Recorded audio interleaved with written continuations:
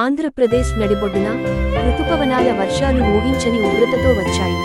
ఎడతెరిపి లేకుండా కురుస్తున్న వర్షం సందడిగా ఉండే వీధులను నదులుగా, రహదారులను ప్రమాదకరమైన జలమార్గాలుగా మార్చింది. రోజువారీ జీవితం స్తంభించిపోయింది. దుకాణాలు మూతబడ్డాయి, ఇల్లు ఖాళీ చేయబడ్డాయి మరియు సంఘం యొక్క ఐక్యత పరీక్షించబడింది. రవాణా స్తంభించింది, వాహనాలు చిక్కుకుపోయాయి మరియు అత్యవసర సేవలు సన్నగా విస్తరించి ఉన్నాయి. వారు అవసరమైన వారిని చేరుకోవడానికి పర్యావరణంతో పోరాడుతున్నారు. కానీ ప్రతికూల పరిస్థితులను ఎదుర్కొన్నప్పుడు ప్రజల యొక్క ధృవత్వం ప్రకాశిస్తుంది. కమ్యూనిటీలు కలిసి వస్తాయి, సహాయం అందించడం ఆశించబడుతుంది.